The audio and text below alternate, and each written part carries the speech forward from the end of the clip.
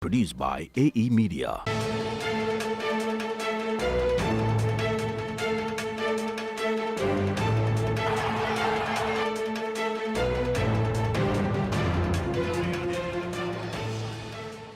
Hello and welcome to a SportsXtra exclusive, and we're about to meet a man who's described as a football ambassador through and through. In fact, football runs through his veins right from birth up to where he currently holds a position as the CAF Deputy General Secretary, also CAF FIFA General Coordinator, founding father of the Professional Footballers Association of Ghana, former Black Stars, defender, captain, and the first Ghanaian to, what's the word to use, switch over and play for Ghana when Germany wanted him to play. Do you know who I'm talking about? Why don't we meet Mr. Anthony Baffoe? Tony, it's a pleasure always to meet you. Thank you very much. You're looking very good. I'm sure Russia was resplendent. Let's talk about Russia first of all. How was Russia generally? First of all, thank you for having me here. On this note, I also want to congratulate the Russians for a fantastic collaboration with FIFA. It was a great World Cup in terms of organization, infrastructure, and as well we had, I think, fantastic games. And I believe that also being on a mission for Ghana, stroke Africa, and to work at the biggest sporting event ever. It's a big honor for me to represent, wearing the helmet of the Confederation of African Football, wearing the helmet of Ghana, South Africa, but also being a player, a former player, being in such a, let me say, high-class event and being one of the main guys in terms of the organization was fantastic, because at the end of the day, you see only the end product, and the end product is the game. But how the flags get into the pitch, the timings, the coordination. You see, you have a big venue. You have 12 venues. Every venue has a general coordinator, stroke venue director, and you call the shots. When things are not going on well, and you are also the main target. But it was fantastic. I'm glad to be back home on my soil, and it was a great experience. Yes, we'll zoom in on the World Cup proper, talk about the African representation, the players, and the eventual winners, France, obviously with a very big African contingent. But let's come back home, and let me congratulate you once again on being the first recipient of the Living Legends Awards, the maiden edition of the Ghana Football Awards. Well received, overwhelmingly. The panel or the board, voted for you. First of all, how does that make you feel to be the first recipient of this prestigious award? I think I've received more awards after my career than during my career, but I believe in one word generally, and this is respect. Personally, I'm very strict, very firm when it comes to decision taking, and I believe I love what I'm doing. I work hard without aiming for titles, you see, and for me, I also believe that in life, a leader makes other people also great. And having received this Living Legend Award, I want to thank the Ghana Football Awards team, board, the organization for having chosen me. It's really a big honor, and I think experience and memories are some things you cannot take away from a human being, positive or negative, and this is definitely one of my positive memories. And as always, I dedicate it to my wife and kids, and as well to Allah, and to my colleagues, the former players, the current players, and everybody who stands for football. And I will continue serving Mother Ghana and Mother Africa.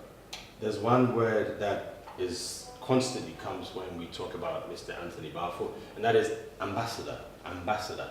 But what does it mean to be an ambassador of football in your capacities and currently the Deputy General Secretary of the Confederation of African Football? Being an ambassador, I mean, I'm a child of an ambassador. Can you share that with us? Yes, people may not know. My father, Joseph Michael Baffoe, was a diplomat, and he passed when I was 15 years old. So I took the mantle on to continue serving for Mother Ghana, Mother Africa, and he has taught me a lot. He has taught me diplomacy. He has taught me punctuality. He has taught me discipline and working ethics. I used to watch my father every morning getting up at the same time, waking us up to go to school. And at the same time, he was a very humble man. So I remember when he asked me, he was passing away, "Are you going to play for Ghana?" You know, and you see, it still makes me very emotional, yeah. Because I told him, "Daddy, don't worry, I'll play for Ghana." And he was a great man, a great leader, and somebody who taught me how to respect people. And I can see the influence. I mean, sitting next to you and the way you're talking about your father is a powerful influence. And I think that is what a lot of people also feel about you in terms of what you're doing for African football, for Ghana football. The responsibility, how big a burden is it, or how big a challenge is it? Is it, you know, you need to weigh the burden and that responsibility of having the position that you're holding at the moment? You see, to be honest, we go way back. When I came to play, I love playing for Ghana, I love playing on African soil. And for me, it was also never to be disputed not to play for Ghana and to serve Africa at the same time. What was important for me in my career also, that I always had a vision to move ahead, a vision also to serve people. If I tell you to serve people, is when I founded the union, it was very, very important for me to make a point for players. In the beginning, players didn't believe in it. They didn't believe in the vision, you know, and this is where you have to sacrifice. And you choose the right people to help you to implement the vision and to move forward. Players were never really considered. You see, people talk about so many things. Also now in the current situation, nobody speaks about the players. You see, meanwhile, you cannot start the game without the players. We used to play without referees, right, back in the days, in the hood, you see, but we played with the players. Now, of course, the game has been at the top level, but what the point I'm making, you cannot play the game without the players. If I remember the words of Infantino, he said that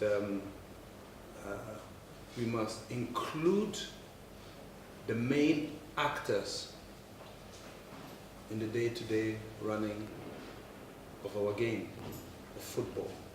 Who are the main actors? President Anaman said the same thing. I will never forget when he spoke to me. There was a couple of days before the AFCON finals 2015 in Gabon, and he told me he was stunned. But it's you, the players, the legends, who are important, and we need to get closer to the game. And I believe that is very, very important. But what I also want to say, that nothing comes from nothing. When you work as a player, you're involved in the game. So it's important that during your career, you start educating yourself about what you want. That's why a union is also very important to orientate. If you want to be a coach, if you want to be a manager, if you want to be a doctor, a physiotherapist, etc. And this is something which is very, very important. And I am happy that my life after football has been positive. You see, sometimes people thought or were thinking I was born with a silver spoon in my mouth, you know. As I mentioned to you, when my dad passed away at 15, sometimes I used to take the train or the tram, and I didn't have money. When you lived in the UK, when the controller came, I got out and I ran. That's right. But I ran to school. Like, you're so big and tall, I'm sure you were quite, you got in trouble a bit? No, I ran. I was running very fast, but I was running to school. Right. Not to do anything, but yeah, that was very important. But this to tell you that, you go through ups and downs. And as you know, also I have a strong wife behind me, and also close friend. I'm not the person who is a man who moves in bulks, to have plenty of people around him when he moves. No, I have friends since 25 years who can tell me my peace of mind, because I speak my peace of mind, and I want people to tell me the same. And you see, this is why I have this love for my wife, because she can tell me her peace of mind. As it is. I think you're wrong, and this is how you move ahead in life. And I thank God for the way so far. We keep on, working hard to see what God will provide for us. A lot of people don't know about Tony Baffoe, the teenager growing up in Germany. Yes, I mean, your father was a diplomat, but it wasn't as though you were born with a silver spoon in your mouth. Tell us about how it was like growing up in Germany. Where we grew up, where I was born, was in Bonn, but Godesberg. But Godesberg was a suburb of Bonn, the former capital. And but Godesberg were all kids of the diplomat, and it was very. There was a lot of diversity, but often I was the only black kid among whites. But you see, I always was very, very confident. And the German language, I speak it better than the Germans themselves. So I was strong as well. And if you speak to my mom, she's going to turn 89 years. Wow. She would tell you, I was never worried about my son when I was out there. Because even if I can't swim, you put me into water, I'll swim. And you see, having a mixture of academic intelligence and street smartness helps a lot. Because I was not scared. I was not scared of people. Like today, I'm not scared of people. I'm not impressed by titles or designation. I'm impressed by personality and charisma. If you're educated or not educated. And respect. These are things which are very, very important for me. So, you see, back in the days, they'll call you Kunta Kinte. They'll call you Chakazulu, Chicken George, Yeah. And I will refer also to their past. During the world wars, what they did. So it's an exchange. And sometimes we slap them. And they will slap you back if they were brave. I don't think. Did anybody retaliate? I don't think they were able to slap me back. So, you see, when you're young, you have your friends with you. And when you meet other foreigners, you connect. Because we were the minority. And then to get us, it was difficult. Yeah. But you see, along the line, when I became professional, I never knew that I was a role model to a lot of up-and-coming kids who were mixed race. Now you can say mixed race is black and white. It can be Polish and Bulgaria. It's mixed. People always refer to mixed black and white as color. Now, you see, there were a lot of kids who were mixed race, black and white, who wrote to me. Today you have social media, you have everything. But back in the days, they were writing letters to the clubs. Wow. And they were telling me that they want to remove their color. Because every day they get abused, you're not black, you're not white. And you know what I did? I went to the school of the children. And I said, like we say in our language, I'm their uncle. Suddenly they started gaining respect. Right. Because, hey, Anthony Baffoe is their uncle. Right. And I started educating them and giving them confidence about themselves. And it really touched me. And I didn't understand the role I was playing. From that day on, I watched my words, what I was saying, because those black kids, those mixed race kids were looking all up to me. Today when I meet musicians who grew up in Germany and everything, they tell me the story, hey, we all looked up to you. Wow.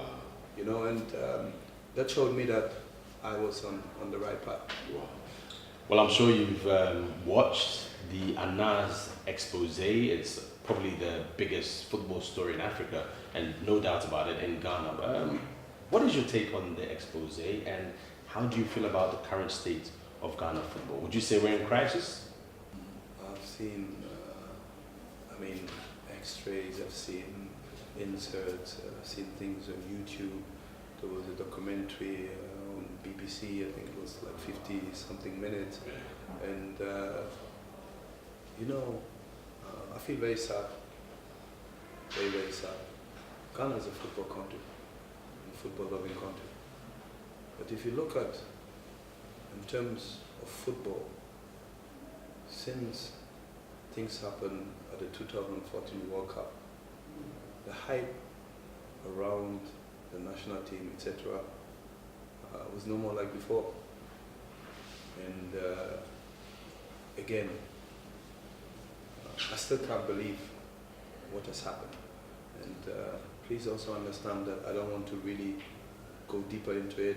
The only thing I'm praying to, that the right people must come together and have an adequate plan to restructure football. Now, the parties are in front, are in court. I think there are legal battles, etc. But for me, one thing is important, is football should be the winner.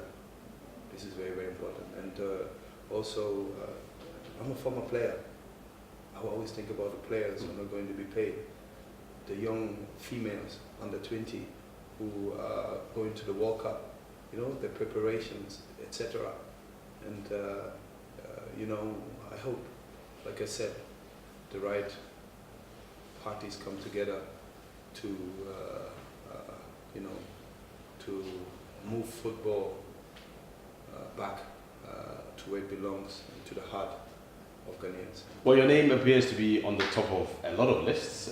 Apparently the government is headhunting you to help run Ghana football. But somebody perhaps a bit closer is a prominent politician by the name of Gabi Otri Darko. He reckons you are the man to help steer the reformation of Ghana football. Have you heard about it, and what's your take? Oh, I will not lie to you. People forwarded it to me, and Gabi also mentioned that he knows me since 40 years, which is true, from Germany. But I am a person that who likes a decent lifestyle. Thank you for all these comments, and also when I walk in the streets, the way people speak to me, it's important to have respect in life. But like I told you, I am not flattered by designations or title. I work, I don't work to say, I want to be on this committee, I want to be that. No, it's God, it's Allah who shows me the way. And since I'm also with the Confederation of African Football, I think the interest is also to have stability, which is very, very important. And for now, I think I have a huge responsibility with being the Deputy General Secretary in charge of football and development. And this is my main focus. But I also want to tell you that I'll never let my country down. However I can support through CAF, PFAG, I'll be there to support. And as you rightly mentioned, I have a lot of experience, and let's see. As GFA president, is that possible? I don't think it's possible because I'm the Deputy General Secretary of CAF. So how can that be possible? And one thing you must also know, in everything there are rules and regulations, there are statuses, there are electoral processes. For now I'm very comfortable in the position I have. But again, you never know what is going to happen in 1 year, 2 years, or whatever. For now, also don't forget, President Anaman brought me on board. And you were one of his first appointments. He personally appointed you. He now it's the executive committee. You know, you propose. You recommended, yes. You propose, but also with Amrafami, Yeah. the general secretary, who I know more than 10 years, and we have a close relationship. We speak every day, 2, 3, 4 times, and we are in it together. And they also brought Sadiq Alawi from Morocco, who's the deputy general secretary in charge of finance. So you know, it's important to work towards that, and the rest is all in Allah's hand. Such interest and confidence in your ability by the CAF president. We've seen FIFA, Infantino has brought in a new team. It's happened at CAF. Will it happen in Ghana football? Can it happen? And what must we do, the roadmap, to ensure that it also happens in Ghana football? I think it's very important. I've been seeing documents going around suggesting the recent was from Nanayao Ponsa, and he put some good things together, but also there they never mentioned the players, and only mentioned the players as part of the Congress. You know, and it's important also to listen to what current players, former players have to add. Definitely, like I said, there's a legal battle at the moment.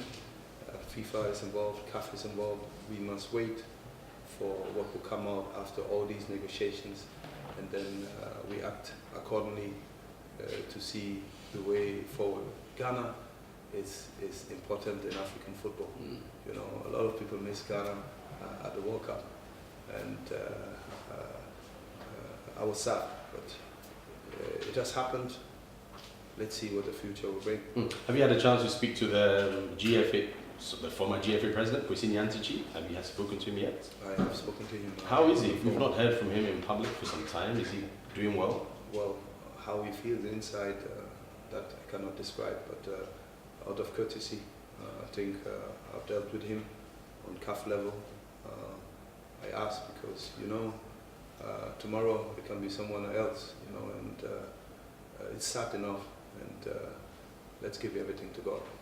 Life after football, you know, the PFAG fund, which again, an initiative of yours.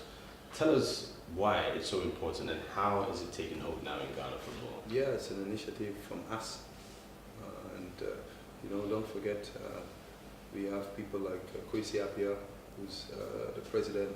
You have Solomon Tosin, Yusuf Chipsa. You have people like Abukari Damba, who are part, Augustin Ahimfo, Abedi Pele, Stephen Appiah, Michael Asia, even Marcel Desailly, who helped us a lot in the beginning to use his facilities, and he never charged us for anything. We have Montari Tego, and you know, Sami Kufo, all part of the board, and there are regular meetings, and that's what we decided way back to create that. Now the board and the captains met, and we had the gentleman from Fidelity to elaborate one more time. Now the forms and everything have been done and distributed, and it's very, very important to have that, because you never know what is going to happen during your career. And also we have seen a lot of sad end products, and that's what we want to avoid. Right. Again, talk about the footballers and their role.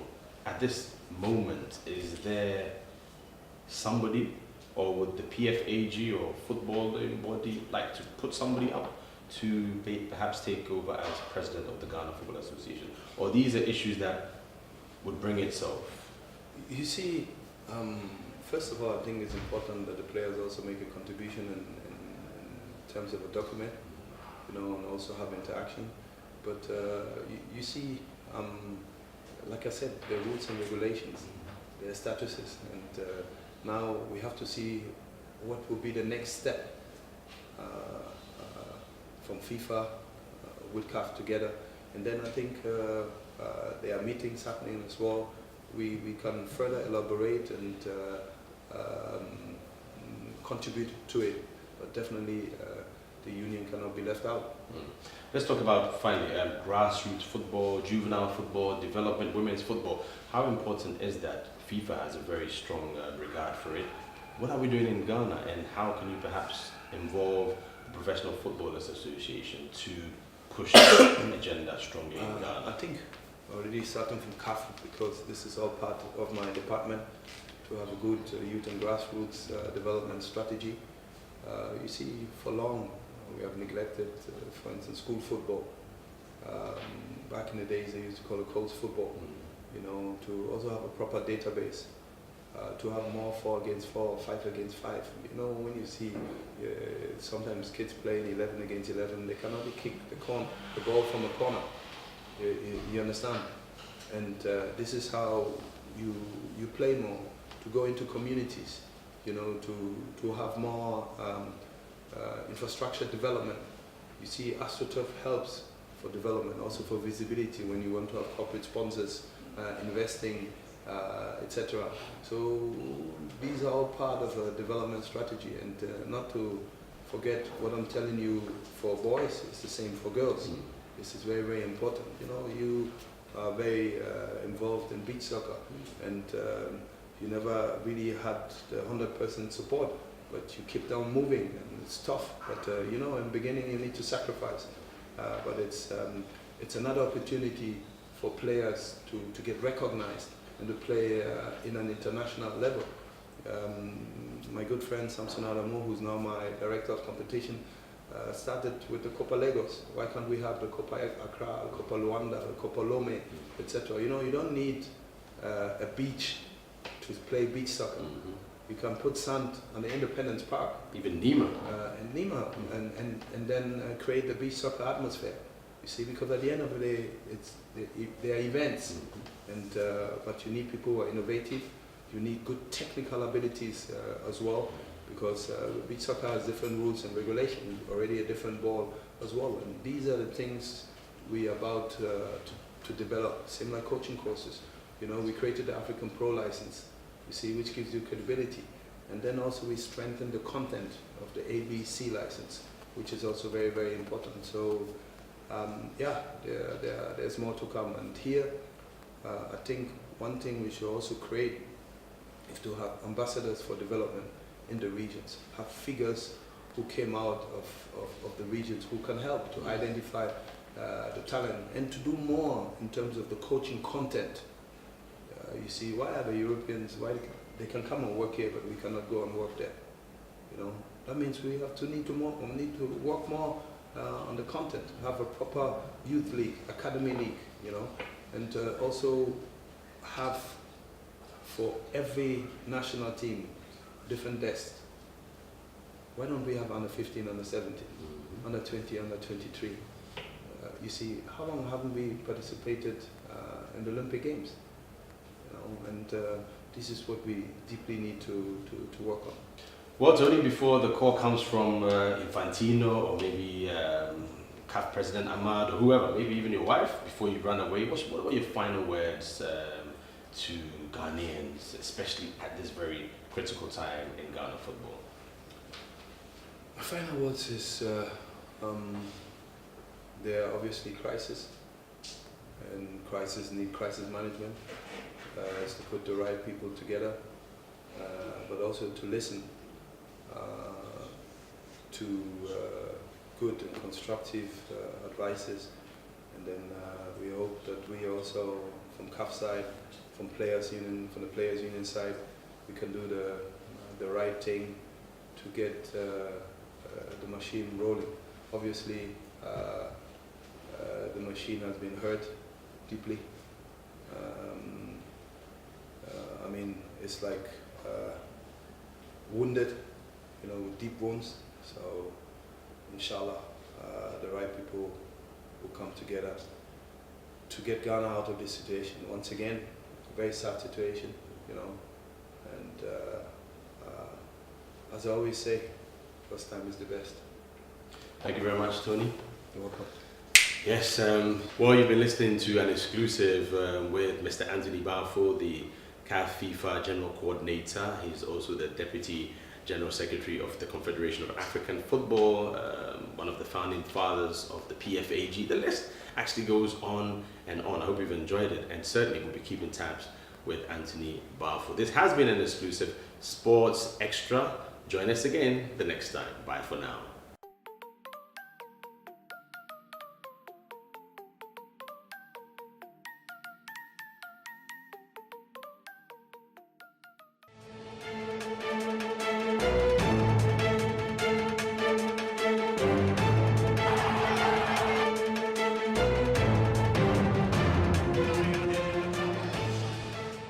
Produced by AE Media.